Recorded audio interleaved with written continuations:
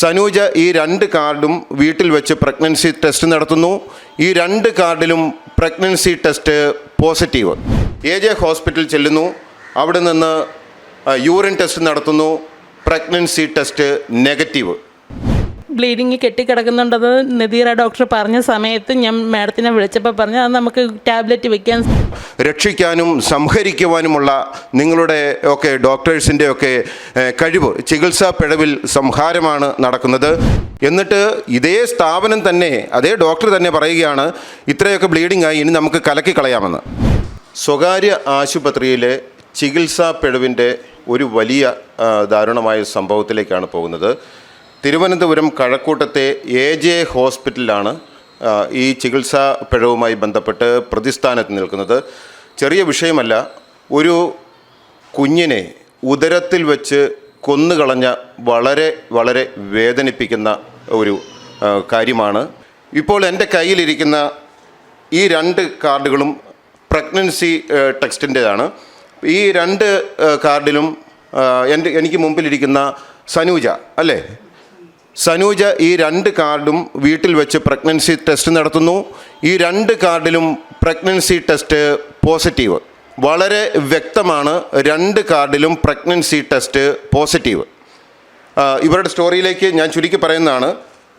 അതിനുശേഷം ഈ pregnancy confirm ചെയ്യാനും അതിൻ്റെ തുടർ ചികിത്സകൾക്കും മറ്റുമായി ഈ 2 പ്രഗ്നൻസി ടെസ്റ്റ് പോസിറ്റീവായിട്ടുള്ള ഈ 2 കാർഡുകളുമായി തിരുവനന്തപുരം കഴക്കൂട്ടത്തെ AJ ഹോസ്പിറ്റലിൽ ചെല്ലുകയാണ്. AJ ഹോസ്പിറ്റലിൽ ചെല്ലുന്നു. അവിടെ നിന്ന് യൂറിൻ ടെസ്റ്റ് നടത്തുന്നു. Pregnancy test negative. പ്രത്യേകം മെഡിക്കൽ മേഖലയിലുള്ള ഡോക്ടർമാരും ഗൈനക്കോളജിസ്റ്റുമാരും ഈ മേഖലയിലുള്ള വിദഗ്ധരും ഒക്കെ ശ്രദ്ധിക്കണം. 2 ടെസ്റ്റിൽ ഈ യുവതിക്ക് പോസിറ്റീവ് വളരെ വ്യക്തമായിട്ട് കിട്ടുന്നു. തുടർ ചികിത്സകൾക്കും പ്രസവ പരിചരണത്തിനുമൊക്കെ ആയിട്ട് ഹോസ്പിറ്റലിൽ ചെല്ലുന്നു. അവിടെ നിന്ന് എടുത്ത യൂറിൻ ടെസ്റ്റിൽ നെഗറ്റീവ്. ഒരിക്കലും ഒരു യൂറിൻ ടെസ്റ്റ് പ്രഗ്നൻസിക്ക് കൺഫേംഡ് ആയിട്ടുള്ള ടെസ്റ്റ് അല്ല. ബ്ലഡ് ടെസ്റ്റാണ് ആധികാരികവും കൺഫേംഡ് ആയിട്ടുള്ള ടെസ്റ്റ്. അവിടെ ബ്ലഡ് ടെസ്റ്റ് നടത്തിയിട്ടില്ല. അപ്പോഴും ഇവർ തറപ്പിച്ച് പറഞ്ഞു ഗർഭിണിയാണ് എന്ന്. നമുക്ക് തുടർന്നുള്ള വിവരങ്ങൾ ഇവരോട് തന്നെ ചോദിക്കാം. സനൂജ ഗർഭിണിയാണെന്ന് വീട്ടിലാണ് കണ്ടെത്തിയത് 2 ടെസ്റ്റിൽ. പിന്നീട് ഹോസ്പിറ്റലിൽ പോകുന്നു.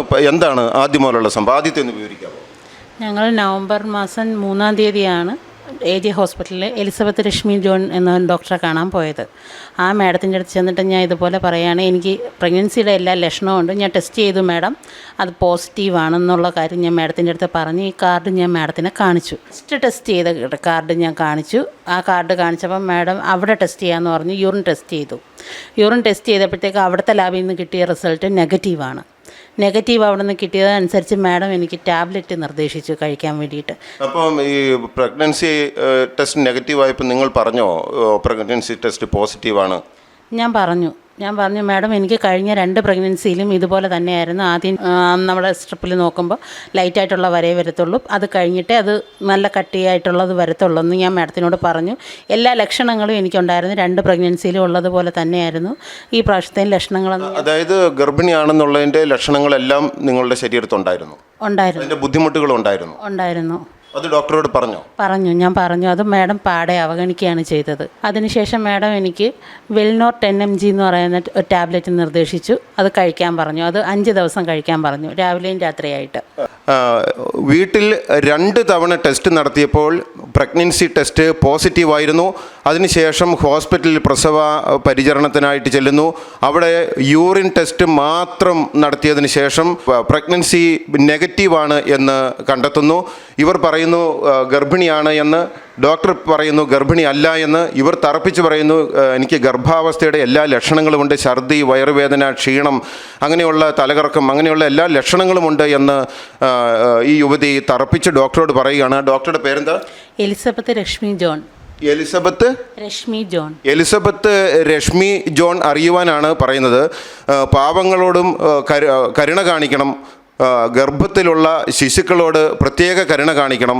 അതൊക്കെ മനുഷ്യജീവനാണ്. മാത്രമല്ല വളരെ പ്രത്യാശയോടെയാണ് ഒരു ഡോക്ടർ, നിങ്ങൾ ദൈവമാണ് എന്നൊക്കെയാണ് പറയുന്നത്. അതുകൊണ്ട് തന്നെ ജനിപ്പിക്കാനും വധിക്കാനും ഒക്കെയുള്ള ഒരു ശക്തി ഡോക്ടർമാർക്ക് ഉണ്ട് എന്ന് നാട്ടിലുള്ള എല്ലാവർക്കും അറിയാം. രക്ഷിക്കാനും സംഹരിക്കുവാനുമുള്ള നിങ്ങളുടെ ഒക്കെ ഡോക്ടേഴ്സിൻ്റെ ഒക്കെ കഴിവ്, ചികിത്സാ പിഴവിൽ സംഹാരമാണ് നടക്കുന്നത്. ഇങ്ങനെയുള്ള കാര്യങ്ങളൊന്നും ചെയ്യരുത്. ഒരു യുവതി ഗർഭിണിയാണ് എന്ന് അവരുടെ പ്രഗ്നൻസി ടെസ്റ്റ് പോസിറ്റീവിൻ്റെ കാർഡുമായിട്ട് ഹോസ്പിറ്റലിൽ വന്നു കഴിയുമ്പോൾ വെറും ഒരു യൂറിൻ ടെസ്റ്റിൽ അത് നെഗറ്റീവാണ് എന്ന് നിങ്ങൾ കണ്ടെത്തുന്നു. തറപ്പിച്ച് പറഞ്ഞിട്ടും ബ്ലഡ് ടെസ്റ്റ് നടത്തുന്നില്ല. അതിനുശേഷം നിങ്ങൾ എഴുതി കൊടുത്ത ടാബ്ലറ്റും ഇവർ വാങ്ങിയതുമാണ് ഇത്. വെൽനോർ 10 mg. വെൽനോർ ഈ രംഗത്ത് ചികിത്സിക്കുന്ന എല്ലാവർക്കും അറിയാം എന്തിനാണ് ഈ ഗുളിക കൊടുക്കുന്നത് എന്ന്. ഇത് വിഡ്രോവൽ ബ്ലീഡിങ്ങിനാണ് പ്രധാനമായിട്ടും വെൽനോർ 10 mg ഗുളിക കൊടുക്കുന്നത്. ഈ സനൂജ പറഞ്ഞത് അവർക്ക് പീരിയഡ്സ് വരുന്നില്ല. അപ്പം ഡോക്ടർ പീരിയഡ്സ് ഉണ്ടാകാൻ വേണ്ടി വിഡ്രോവൽ ബ്ലീഡിങ്ങിന് സാധാരണ ഉപയോഗിക്കുന്ന ഗുളികയാണ് വെൽനോർ 10 mg എന്നുള്ളത്. ആ ഗുളിക കഴിച്ചാൽ വിഡ്രോവൽ ബ്ലീഡിംഗ് ഉണ്ടാകും എന്ന് എല്ലാ ഡോക്ടർമാർക്കും അറിയാം. ബ്ലീഡിംഗ് ഉണ്ടാകാനാണ്, അതായത് ക്രമം തെറ്റിയ പീരിയഡ്സ് അത് ശരിയായ വിധത്തിലാക്കുവാൻ വേണ്ടിയിട്ടുള്ള ഗുളികയാണ് കൊടുത്തത്. ഞാൻ ആ ടാബ്ലറ്റ് കഴിച്ചു. ആദ്യം 3-4 ദിവസം ഞാൻ അത് കഴിച്ചില്ല. എന്തുകൊണ്ടാണ് കഴിക്കാതിരുന്നത്? എനിക്ക് പ്രഗ്നൻസി ഉണ്ടെന്നുള്ള ഒരു ഉറപ്പുണ്ടായിരുന്നു. പിന്നെയും എൻ്റെ ഇക്ക എന്നെ നിർബന്ധിച്ചു. ഡോക്ടർ പറയുന്നതിനപ്പുറം നമുക്കൊന്നുമില്ലല്ലോ, അവർക്കല്ലേ എല്ലാം അറിയാവുന്നത്. അപ്പോൾ പേരെങ്ങനെയാണ്? എൻ്റെ പേര് ജാഫർ ഖാൻ. അപ്പം ഇക്കയ്ക്ക് അറിയത്തില്ലായിരുന്നോ ഇങ്ങനെ ഉള്ള സാധനങ്ങളൊന്നും ഭാര്യയ്ക്ക് കൊടുക്കരുത്? എന്തിനാണ് ഇക്ക നിർബന്ധിച്ചത്? ഞാൻ നിർബന്ധിച്ചെന്ന് വെച്ചാൽ എനിക്ക് സംശയം ഉണ്ടായിരുന്നു. ഇതിന് മുമ്പ് എൻ്റെ മോൻ 2 വയസ്സാവറെ മോനുണ്ട്. അവൻ ഇവിടെ ഉദരത്തിൽ തുടങ്ങിയ സമയത്ത് ആ 8 മാസം ഞങ്ങൾ ഈ ഹോസ്പിറ്റലിലാണ് ചെക്കപ്പും കാര്യങ്ങളും ചെയ്തത്. ഇതേ സെയിം ഡോക്ടർ ഈ ഗൈനക്കോളജിസ്റ്റ് അടുത്താണ്. അതിനുശേഷം 8 മാസം കഴിഞ്ഞ ശേഷം SIT ചെയ്തു. അതെല്ലാം സക്സസ് ആയിരുന്നു. പക്ഷേ ആ ഒരു വിശ്വാസത്തിൻ്റെ പേരിലാണ്, കൺഫേം ചെയ്യാൻ വേണ്ടിയാണ് ചെന്നപ്പോൾ ഈ ഗുളിക കൊടുത്തപ്പോൾ ഡോക്ടറല്ലേ കൊടുക്കുന്നത്. അപ്പോൾ നിങ്ങളുടെ ആദ്യത്തെ പ്രഗ്നൻസിയും കാര്യങ്ങളും ഈ ഡോക്ടറെ അടുത്തായിരുന്നു? ഈ ഡോക്ടറെ അടുത്തായിരുന്നു. 8 മാസം വരെ ഈ ഡോക്ടറെ അടുത്തായിരുന്നു. ഡോക്ടറെ വിശ്വസിച്ചു. ഒരു കൂടപ്പറപ്പിൻ്റെ സ്നേഹത്തോടെ നമ്മൾ നിന്നത്. ഡോക്ടറെ ഒരു കൂടപ്പിറപ്പിനെ പോലെ നിങ്ങളെ വിശ്വസിച്ചു. ഗർഭിണിയായിട്ട് ചെന്ന ഒരാളെ അവർ ഗർഭിണിയായിട്ടുള്ള കാര്യങ്ങളെല്ലാം പറഞ്ഞിട്ട് ഒരു യൂറിൻ ടെസ്റ്റ് നടത്തി അത് നെഗറ്റീവ് എന്ന് പിഴവിലൂടെ കണ്ടെത്തിയെന്ന് തന്നെ അനുമാനിക്കേണ്ടി വരും. അങ്ങനെ കണ്ടെത്തിയതിന് ശേഷം കൂടപ്പിറപ്പുകളെ പോലെ നിങ്ങളെ വിശ്വസിച്ചു. രോഗി മാത്രമല്ല, കൂടപ്പിറപ്പുകളെ പോലെ വിശ്വസിച്ചു എന്നാണ് പറയുന്നത്. അപ്പോൾ അങ്ങനെ ചെന്ന അവർക്കാണ് നിങ്ങൾ വെൽനോർ 10 mg ടാബ്ലറ്റ് കുറിച്ചു കൊടുത്തത്. അവരത് 2, 3, 4, 5 ദിവസം കഴിക്കാതിരുന്നു. 5 ദിവസം കഴിക്കായിരുന്നു. എന്നിട്ട് എന്ത് സംഭവിച്ചു? അത് കഴിഞ്ഞിട്ട് ഞാൻ ഇപ്പം കഴിച്ചു. ഈ ഡോക്ടർ പറഞ്ഞത് ശരിയായിരിക്കും എന്നുള്ള ആ ഒരു രീതിയിൽ ഞാൻ അത് കഴിച്ചു കഴിഞ്ഞതിന് ശേഷം എനിക്ക് ഭയങ്കരമായ തലവേദനയും വയറുവേദനയും നല്ലതുപോലെ ശക്തമായിട്ട് നടുവേദനയും കാര്യങ്ങളും എല്ലാം അനുഭവപ്പെട്ടു. കുറച്ച് ദിവസം കഴിഞ്ഞിട്ട് ഈ ടാബ്ലറ്റ് 5 ദിവസം ഞാൻ കഴിച്ച് കഴിഞ്ഞിട്ട് കുറച്ച് ദിവസം കഴിഞ്ഞപ്പോൾ എനിക്ക് വയറുവേദനയും കാര്യങ്ങളും വന്നതുകൊണ്ട് ഞാൻ അവിടെയുള്ള കടയ്ക്കൽ ഹോസ്പിറ്റലിൽ പോയി. കടയ്ക്കൽ ഹോസ്പിറ്റലിൽ ചെന്ന് ഞാൻ മാഡത്തിൻ്റെ അടുത്ത് ഇതുപോലെ പറഞ്ഞു, എനിക്ക് നല്ല വയറുവേദനയും കാര്യങ്ങളുണ്ട്, പ്രഗ്നൻ്റ് ആണെന്ന് എനിക്ക് ഡൗട്ട് ഉണ്ടായിരുന്നു മാഡം. ഞാൻ ഇതുപോലെ AJയിൽ ഞാൻ കാണിച്ചു. അവിടെ നിന്ന് എനിക്ക് ഇങ്ങനെ ഒരു ടാബ്ലറ്റ് തന്നെന്ന് പറഞ്ഞു.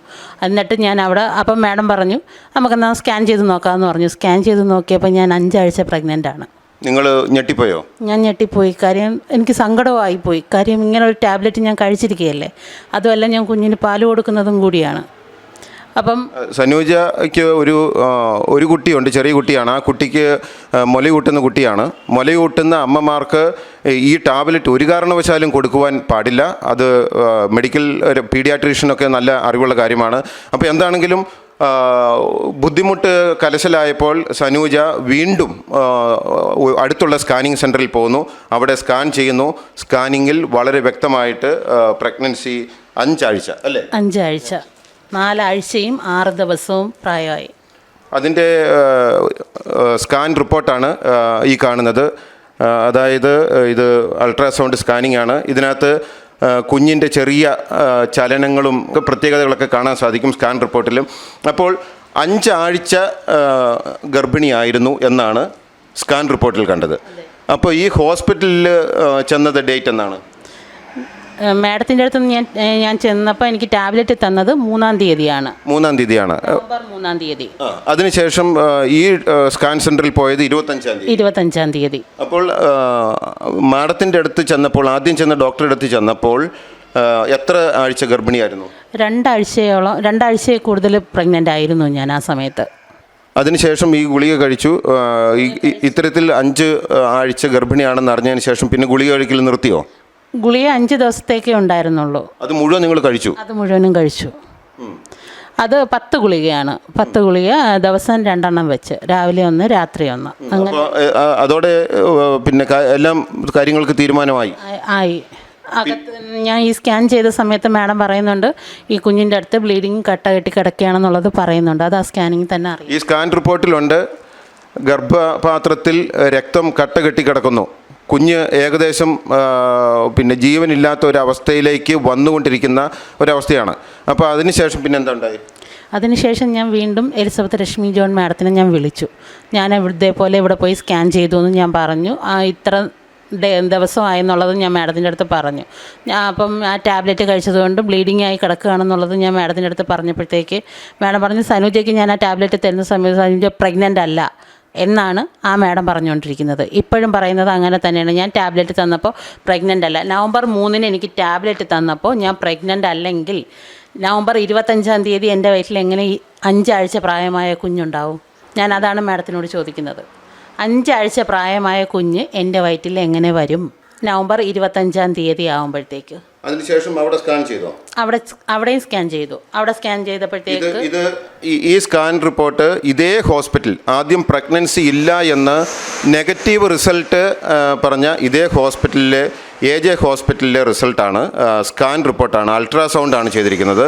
അൾട്രാസൗണ്ടിൽ ഇതിനകത്ത് പറയുന്നത് 6 വീക്ക് അല്ലേ, അറൗണ്ട് 6 വീക്ക് പ്രഗ്നൻ്റ് ആണ് എന്നാണ് ഇതിനകത്ത് പറയുന്നത്. ഇത് 25 തീയതിയാണ്. ഇവർ പ്രഗ്നൻ്റ് അല്ല എന്ന് പറഞ്ഞ ഡേറ്റ് ഏതാണ്? പ്രഗ്നൻ്റ് അല്ല എന്ന് പറഞ്ഞ നവംബർ 3.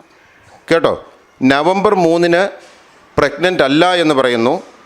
അതിനുശേഷം കുറച്ച് ദിവസങ്ങൾ കഴിഞ്ഞ ടെസ്റ്റിൽ പ്രഗ്നൻ്റ് ആണ് എന്ന് പറയുന്നു. ആദ്യ ടെസ്റ്റിൽ പ്രഗ്നൻ്റ് അല്ല എന്ന് യൂറിൻ ടെസ്റ്റിൽ പ്രഗ്നൻ്റ് അല്ല എന്ന നെഗറ്റീവ് റിസൾട്ട് വന്നതിൻ്റെ അടിസ്ഥാനത്തിൽ ഇവർക്ക് പിന്നെ വിഡ്രോവൽ ബ്ലീഡിങ്ങിനും മറ്റുമുള്ള ഗുളിക കൊടുക്കുന്നു, ഇവരുടെ പീരിയഡ്സിനും മറ്റുമുള്ളത്. അതിനുശേഷം പിന്നീട് ഇവർക്ക് ബുദ്ധിമുട്ടാണ് എന്ന് ചെന്ന് ഹോസ്പിറ്റലിൽ ചെന്ന് പറഞ്ഞപ്പോൾ അതേ ഹോസ്പിറ്റലിൽ നടത്തിയ പരിശോധനയിൽ 6 വീക്ക് പ്രഗ്നൻറ്റ്. ഇതാണ് നമ്മളുടെ ആരോഗ്യ രംഗത്തെ ഏറ്റവും വലിയ ദുരന്തവും അപകടവും. മനുഷ്യനെ കൊല്ലുന്ന ലാബുകളും മനുഷ്യനെ കൊല്ലുന്ന റിപ്പോർട്ടുകളും വളരെ ശ്രദ്ധിക്കണം നമ്മൾ. ഒരു ലാബിൽ ഒരു പരിശോധന നടത്തിയിട്ട് മറ്റൊരു ലാബിൽ ചെന്ന് മറ്റൊരു പരിശോധന നടത്തിയ മറ്റൊരു റിസൾട്ടായിരിക്കും. വളരെ ദുരന്തപൂർണ്ണമാണ് കേരളത്തിൻ്റെ ആരോഗ്യരംഗം. ഒന്നുകിൽ മെഷീൻ്റെ തകരാർ അല്ലെങ്കിൽ ലാബ് റിപ്പോർട്ടുകൾ പരസ്പരം മാറിപ്പോകുന്നു എന്നുള്ള ഞെട്ടലുണ്ടാക്കുന്ന വസ്തുത.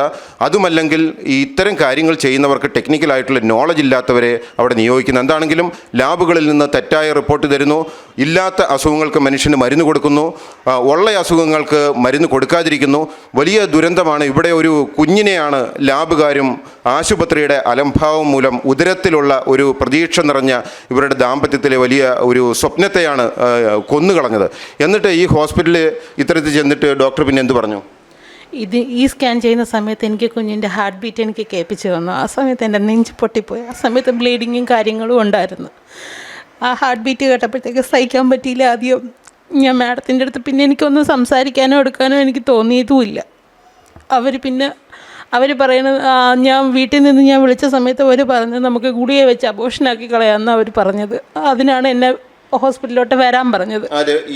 എലിസബത്ത് മാഡം ഞാൻ ഈ ബ്ലീഡിങ് കെട്ടിക്കിടക്കുന്നുണ്ടെന്ന് നദീറ ഡോക്ടർ പറഞ്ഞ സമയത്ത് ഞാൻ മാഡത്തിനെ വിളിച്ചപ്പോൾ പറഞ്ഞു അത് നമുക്ക് ടാബ്ലറ്റ് വെക്കാൻ സനൂജ വന്നാൽ മതി എന്നും പറഞ്ഞാണ് എന്നെ വിളിച്ചത്. 5-ാം തീയതി ഞാൻ അവിടെ വരുന്നത്, ഡിസംബർ 5 വരുന്നത്. അതായത് നമ്മൾ കേൾക്കണം, ആദ്യം പ്രഗ്നൻസി ഇല്ല എന്നും പറഞ്ഞിട്ട് കലക്കാൻ അത് ഒഴിവാക്കാവുന്ന തരത്തിലേക്ക് നയിക്കുന്ന ഗുളിക കൊടുത്തതിന് ശേഷം വീണ്ടും ബുദ്ധിമുട്ടായിട്ട് ചെന്നപ്പോൾ പ്രഗ്നൻസി പോസിറ്റീവ്.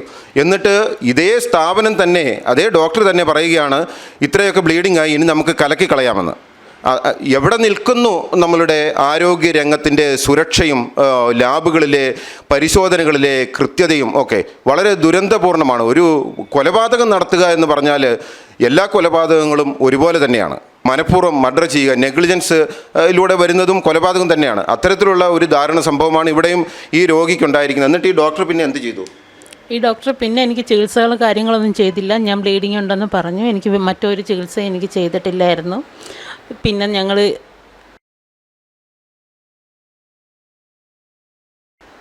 അത് ഈ കുഞ്ഞ് മരിച്ചു എന്ന് എപ്പോഴാണ് ഉറപ്പാക്കിയത്?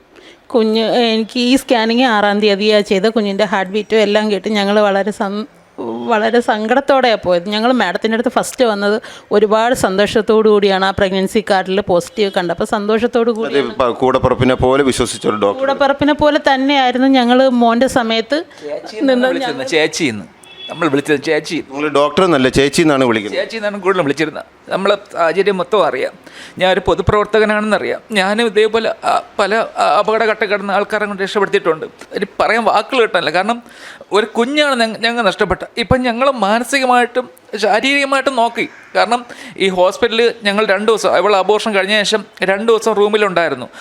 ഉണ്ടായിരുന്ന സമയത്ത് ഞാനൊരു ഇന്ത്യൻ മനുഷ്യാവകാശ കൗൺസിലിംഗ് സംഘടനയിൽ പ്രവർത്തിക്കുകയാണ്. അതിലെ ചെയർമാൻ്റെ അടുത്ത് ഫുൾ കാര്യങ്ങൾ പറഞ്ഞ് ഞങ്ങൾ ഉപദ്രവിക്കരുതെന്നും ഞങ്ങൾക്ക് ട്രീറ്റ്മെൻറ്റ് കൊടുക്കണമെന്നും അവർ പറഞ്ഞതിന് പ്രകാരം ഈ AJ ഹോസ്പിറ്റൽ മാനേജ്മെൻറ്റ് പറഞ്ഞു അതുവരെയുള്ള ട്രീറ്റ്മെൻറ്റ് പൈസ വേണ്ട. അതേപോലെ പുറത്ത് സ്കാൻ ചെയ്തതിൻ്റെ പൈസ റീഫണ്ട് ചെയ്തു. പിന്നെ അതേപോലെ 4 മാസം എൻ്റെ വൈഫിൻ്റെ പൂർണ്ണമായ ചികിത്സ അവർ ചെയ്തുകൊള്ളാമെന്നും എല്ലാം പറഞ്ഞു. എന്നിട്ട് ഒരു കണ്ടീഷൻ മാത്രം, ഈ സംഭവങ്ങൾ പുറം ലോകം അറിയരുത്. അതെ, ഈ സംഭവങ്ങൾ പുറം ലോകം അറിയാൻ പാടില്ല. അതിന് ഇവർക്ക് പ്രോമിസ് ചെയ്തതാണ് 4 മാസത്തെ സൗജന്യ ചികിത്സ, അതുപോലെ ഹോസ്പിറ്റലിലെ ബില്ല് ഒഴിവാക്കി കൊടുക്കുക, മറ്റാരോടും പറയുവാൻ പാടില്ല. ഇതൊക്കെ നമുക്ക് മനുഷ്യസഹജമായിട്ടുള്ള അപകടങ്ങൾ സംഭവിക്കും, മനുഷ്യസഹജമായിട്ടുള്ള തെറ്റുകൾ സംഭവിക്കും. പക്ഷേ അതൊക്കെ ഏറ്റുപറയുക, പശ്ചാത്തപിക്കുക, അവരെ സ്വാന്തനപ്പെടുത്തുക, അതൊക്കെ ചെയ്യുന്നതൊരു മര്യാദ. പക്ഷേ ഇവിടെ സംഭവിച്ചത് അതല്ല.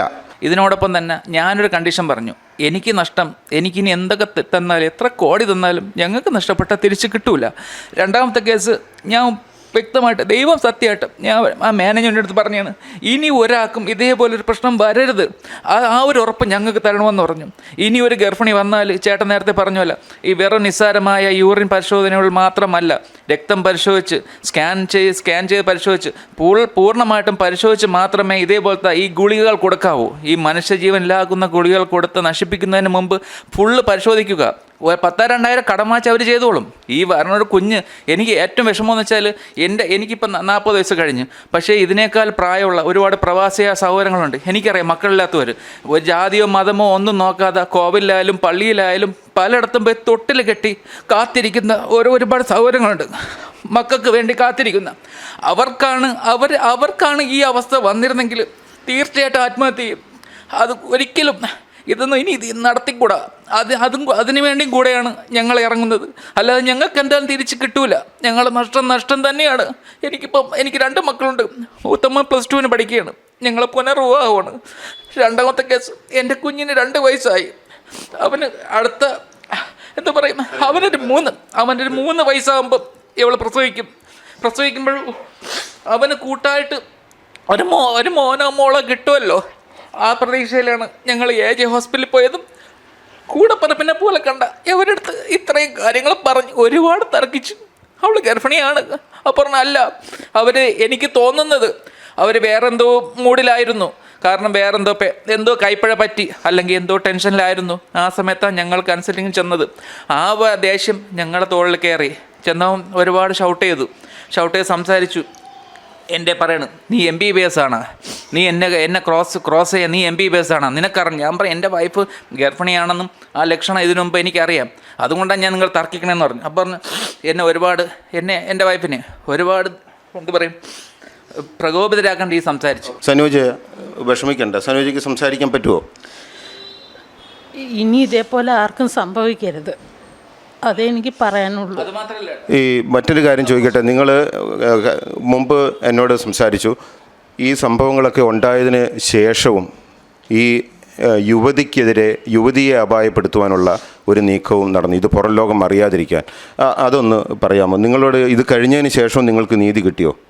ഇല്ല, എനിക്ക് ഈ അബോർഷൻ കഴിഞ്ഞിട്ട് ഞാൻ ഹോസ്പിറ്റലിൽ കിടക്കുന്ന സമയത്തും ഞാൻ ഇൻസുലിൻ ഉപയോഗിക്കുന്നതാണെന്ന് പറഞ്ഞു. പക്ഷേ എനിക്കെതിരെ തെളിവായിട്ട് എടുക്കാൻ വേണ്ടിയിട്ട് എൻ്റെ നിന്ന് ബ്ലഡ് എടുത്തുകൊണ്ടേയിരുന്നു. ബ്ലഡ് എടുത്ത് ഷുഗർ പരിശോധിച്ച് അതിൻ്റെ റിസൾട്ടൊന്നും ഞങ്ങൾക്ക് തന്നിട്ടില്ല. ഡിസ്ചാർജ് പേപ്പർ പോലും ഞങ്ങൾക്ക് തന്നിട്ടില്ല. ഹോസ്പിറ്റലിൽ ഞാൻ കിടന്നപ്പോൾ എനിക്ക് ഈ അബോർഷൻ കഴിഞ്ഞ് എനിക്ക് തന്നിട്ടുള്ളത് വെറും 2 ആൻറ്റിബയോട്ടിക്കിൻ്റെ ടാബ്ലറ്റ് മാത്രമേ എനിക്ക് തന്നിട്ടുള്ളൂ. ഡോക്യുമെൻറ്റ്സും തന്നില്ല? ഇല്ല, ഡോക്യുമെൻറ്റ്സ് ഒന്നും എനിക്ക് തന്നിട്ടില്ല. പറയാം, ഞാൻ ഇതിലേക്ക് വരാം. ഒരു കാര്യം പ്രത്യേകം ശ്രദ്ധിക്കുക, ഇതൊക്കെ നമ്മുടെ നാട്ടിലെ ഡോക്ടർമാരുടെ തട്ടിപ്പും ഉടായ്പുമാണ്. ഒരാൾ ഹോസ്പിറ്റലിൽ നിന്നും ഡിസ്ചാർജ് ചെയ്ത് കഴിയുമ്പോൾ അയാളുടെ കംപ്ലീറ്റ് രോഗത്തെക്കുറിച്ചുള്ള ഫയലുകൾ നിർബന്ധമായിട്ടും കൈമാറണം എന്നുള്ളത് മെഡിക്കൽ എത്തിക്സാണ്. നിങ്ങൾക്കിഷ്ടമുള്ള ഡോക്യുമെൻറ്റ്സ് അല്ല കൊടുക്കേണ്ടത്. ആ രോഗിയുമായി ബന്ധപ്പെട്ട് ഡിസ്ചാർജ് ചെയ്യുമ്പോൾ എന്തൊക്കെ മെഡിക്കൽ ടെസ്റ്റുകൾ നടത്തിയിട്ടുണ്ടോ, രോഗിയുടെ ഹിസ്റ്ററി, ഇതെല്ലാം ആ രോഗിയുടെ ഫയലിനൊപ്പം കൊടുത്തുവിടേണ്ടതാണ്. പാവപ്പെട്ട മനുഷ്യൻ ഇംഗ്ലീഷ് വായിക്കാൻ അറിയത്തില്ല എങ്കിൽ അത്തരക്കാരെ പറ്റിക്കരുത്. അതുപോലെ തന്നെ മെഡിക്കൽ മേഖലയിൽ പരിജ്ഞാനമുള്ളവരല്ല സാധാരണ ജനങ്ങൾ. ആ സാധാരണ ജനങ്ങൾക്ക് അവരുടെ ആരോഗ്യ പ്രശ്നങ്ങൾ സംബന്ധിച്ച രോഗവിവരങ്ങൾ സംബന്ധിച്ച മെഡിക്കൽ റിപ്പോർട്ടുകളൊക്കെ നിങ്ങൾ പൂഴ്ത്തിയിട്ട് നിങ്ങൾ കണ്ണി കാണുന്ന സാധനങ്ങൾ ഫയലിലെടുത്ത് കൊടുത്തുവിടുന്നതല്ല ഡിസ്ചാർജ്. ഒരാളെ ഹോസ്പിറ്റലിൽ നിന്ന് മടക്കി വിടേണ്ടത് കൃത്യമായിട്ട് ഡോക്യുമെൻസുകൾ മുഴുവൻ എല്ലാ രോഗിക്കും അവകാശപ്പെട്ടതാണ്.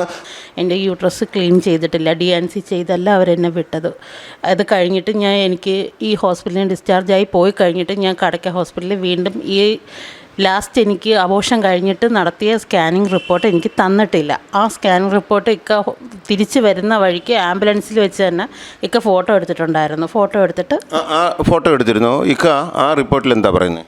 ആ റിപ്പോർട്ട് ഞാൻ പുറത്ത് ഡോക്ടർ ഗൈനക്കോളജിസ്റ്റിനെ കാണിച്ചപ്പോൾ അവർ വായിച്ചിട്ട് വ്യക്തമായിട്ട് പറഞ്ഞതെന്ന് ഈ ഗർഭപാത്രത്തിനകത്ത് ഇനിയും വേറെ ഒരു ഇംഗ്ലീഷ് വാക്കാണ് പറഞ്ഞത്, കാരണം അതൊക്കെ ഡോക്ടർമാരുടെ ഉപയോഗിക്കുന്ന വാക്കാണ്. അതിൽ എൻ്റെ അടുത്ത് വ്യക്തമായിട്ട് വരെ പറഞ്ഞതെന്ന് വെച്ചാൽ ഇതിനകത്ത് അവശിഷ്ടങ്ങളുണ്ട്, അത് എത്രയും വേഗം പുറത്ത് കളയണം, DNC ചെയ്യണം. ഇത് എന്തുകൊണ്ടാണ് AJ ഹോസ്പിറ്റലിലെ ഗൈനക്കോളജിസ്റ്റ് എലിസബത്ത് രശ്മി ജോൺ ചെയ്യാത്തത്? അവർ അത് മനഃപൂർവ്വം ചെയ്തതാണ് എന്നാണ് ഡോക്ടർ പറഞ്ഞത്. കാരണം മനഃപൂർവ്വം ചെയ്തതല്ലെന്ന് അവർക്ക് ഒരിക്കലും പറയാൻ പറ്റില്ല. ഡിസ്ചാർജ് ചെയ്യുന്ന മുമ്പേ എൻ്റെ വൈഫിൻ്റെ ഗർഭപാത്രം ക്ലീൻ ചെയ്ത് വിടേണ്ടത് അവരുടെ ഉത്തരവാദിത്വമാണ്. അത് ചെയ്തില്ല. ഒരു ഗുളിക തന്നില്ല, ഒരു ഗുളിക പോലും നിർദ്ദേശിച്ചില്ല. പിന്നെ അടുത്ത സ്കാനിങ്ങിന് വരണ ഒന്നും അപ്പോഴും ബ്ലീഡിംഗ് ഉണ്ടായിരുന്നു. അപ്പോഴും ബ്ലീഡിംഗ് ഉണ്ടായിരുന്നു. അതിനും മരുന്ന് തന്നില്ല, അതിനൊരു ഗുളികയോളം തന്നില്ല. ഇവർ ചെയ്തതെന്ന് വെച്ചാൽ എൻ്റെ വൈഫിന് ചെറിയ ഷുഗറിൻ്റെ ഇത്തരത്തിൽ ഗർഭപാത്രം വേണ്ട രീതിയിൽ ക്ലീൻ ചെയ്തിട്ടില്ല എങ്കിൽ അത് അമ്മയുടെ അല്ലെങ്കിൽ ജീവനെ ബാധിക്കും, തീർച്ചയായിട്ടും ബാധിക്കും. മെഡിക്കൽ ഫീൽഡിലുള്ള എൻ്റെ കൊച്ചാപ്പടമ്മൻ മെഡിക്കൽ റെപ്പാണ്.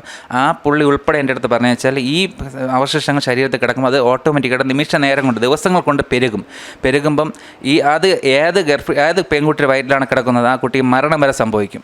അപ്പം എൻ്റെ കുഞ്ഞിനെ നഷ്ടപ്പെടുത്തി എൻ്റെ പെണ്ണിനെയും കൂടെ ഇല്ലാതാക്കാൻ വേണ്ടിയാണ് ഡോക്ടർ നോക്കിയത്. പിന്നെ അതേപോലെ അവിടെ ഹോസ്പിറ്റൽ മാനേജ്മെൻറ്റ് പക്ക ഗുണ്ടായുസമാണ്. ഹോസ്പിറ്റലിൻ്റെ ലൈസൻസ് ക്യാൻസൽ, അത് നമ്മുടെ വിഷയമല്ല. നമ്മൾ ഹോസ്പിറ്റലിനെതിരായിട്ടല്ല, നെഗ്ലിജൻസിനെതിരായിട്ടാണ് ഇവരുടെ വിഷയം, നിങ്ങളുടെ വിഷയമാണ്. ഒരു കുഞ്ഞിനെ കൊന്നു, അതാണ് നമ്മളുടെ വിഷയം. ഇവർ സ്ഥിരമായിട്ട് ഡയബറ്റിക് ചെക്ക് ചെയ്യും. അപ്പോൾ ഈ വിഷയമായി പോയപ്പോഴും പ്രമേഹം ചെക്ക് ചെയ്തു. എത്രയായിരുന്നു പ്രമേഹം ചെക്ക് ചെയ്തപ്പോഴുള്ള റിസൾട്ട്? AJ ഹോസ്പിറ്റൽ ചെക്ക് ചെയ്തപ്പോഴും 395 mg യൂണിറ്റ് എന്നാണ് പറഞ്ഞത്. 395 mg യൂണിറ്റ്. അതുപോലെ തന്നെ ഇതേ സമയത്ത് നിങ്ങൾക്ക് സംശയം തോന്നി, പുറത്ത് ടെസ്റ്റ് ചെയ്തോ? സംശയം തോന്നാൻ കാരണം വെച്ചാൽ ഞാൻ റിപ്പോർട്ട് ചോദിച്ചു, റിപ്പോർട്ട് തരുന്നില്ല, അതിവിടെ ഫയലിൽ സൂക്ഷിക്കാനുള്ള. ഓക്കെ, എന്നിട്ട് നിങ്ങൾ? അപ്പം ഞാൻ പറഞ്ഞ് ഞാൻ ID ഊറും, കാരണം ഇപ്പം എനിക്ക് MBBS ഇല്ലേ, എങ്കിലും ബുദ്ധി ഉണ്ടല്ലോ. ഞാൻ ചിന്തിച്ചു ഈ റെക്കോർഡ് എനിക്ക് വേണം. അങ്ങനെ ഞാൻ ജസ്റ്റ് നോക്കി ഞാൻ ഫോട്ടോ എടുത്തിട്ട് ആ ഡോക്ടറെ അടുത്തും PRA ഉണ്ടായിരുന്നു ആ റൂമിൽ, ഡോക്ടർ റൂമിൽ. ഞാൻ പറയുന്നത് എനിക്ക് സംശയമുണ്ട്, ലാബ് സംശയമുണ്ട്, എൻ്റെ പെണ്ണ് നെഗറ്റീവ് വന്ന് ഇവിടെ സർട്ടിഫിക്കറ്റ് തന്നു, അവൾ പോസിറ്റീവായിരുന്നു, ഗർഭിണിയായിരുന്നു, അപ്പോഴും ലാബിൻ്റെ പ്രശ്നമാണ്. അപ്പോൾ അതുകൊണ്ട് നിങ്ങൾ പുറത്ത് പെട്ടെന്ന് തന്നെ പോയി ടെസ്റ്റ് ചെയ്തു? ഒരു 3/4 മണിക്കൂറിനകത്ത് കണിയാപുരത്ത് MDC ലാബിൽ പോയി സ്കാൻ ചെയ്തു, ഷുഗർ പരിശോധിച്ചു, ഷുഗർ ടെസ്റ്റ് ചെയ്തു. അപ്പോൾ 277 mg യൂണിറ്റേ ഉള്ളൂ. അതായത് 1/3 ഷുഗറായിട്ട് കുറഞ്ഞു. നമ്മൾ ഓർക്കണം, ലാബുകളിലെ ടെസ്റ്റുകളുടെ കൃത്യത, ഡോക്ടർമാർ അതിനെ വിലയിരുത്തുന്നതിൽ വളരെ നെഗ്ലിജൻ്റായിട്ട് വിലയിരുത്തുന്നതിൽ മനുഷ്യരുടെ ജീവൻ വെച്ച് ഇനി മേലാൽ കളിക്കരുത്. ഇനി മേലാൽ ഇത്തരത്തിലുള്ള സ്ഥാപനങ്ങൾ എന്ത് ചെയ്യണമെന്ന് മന്ത്രി വീണ ജോർജ് ആലോചിക്കുക. ഏത് നാട്ടിലാണ് ഈ മനുഷ്യർക്ക് ജീവിക്കാൻ പറ്റുന്നത്? നിങ്ങളൊക്കെ മന്ത്രിമന്ദിരങ്ങളിൽ ജീവിക്കുമ്പോൾ നിങ്ങളുടെ ചികിത്സയ്ക്ക് കേരളം വിട്ടുപോകാം. പക്ഷേ ഈ പാവപ്പെട്ട മനുഷ്യർക്ക് കേരളത്തിലെ ഇത്തരം ആശുപത്രികളും നിങ്ങൾ ഭരണം നടത്തുന്നത് നിങ്ങളുടെ കീഴിലുള്ള ഈ സ്ഥാപനങ്ങളുമേ ഉള്ളൂ. അതുകൊണ്ട് തന്നെ വളരെ കെയർഫുള്ളായിട്ട് മനുഷ്യജീവനെ ഹാൻഡിൽ ചെയ്യണം. ഉദരത്തിലുള്ള കുഞ്ഞുങ്ങളോട് കരുണ കാണിക്കണം. അത് പ്രതീക്ഷയുടെ വളരെ വലിയ തിരുനാളങ്ങളാണ്. എന്താണെങ്കിലും നിങ്ങൾക്ക് ഇനിയും നല്ലൊരു ജീവിതം ഉണ്ടാകട്ടെ. നിങ്ങളുടെ വിഷമങ്ങളൊക്കെ മാറാൻ സഹായിക്കട്ടെ. നന്ദി.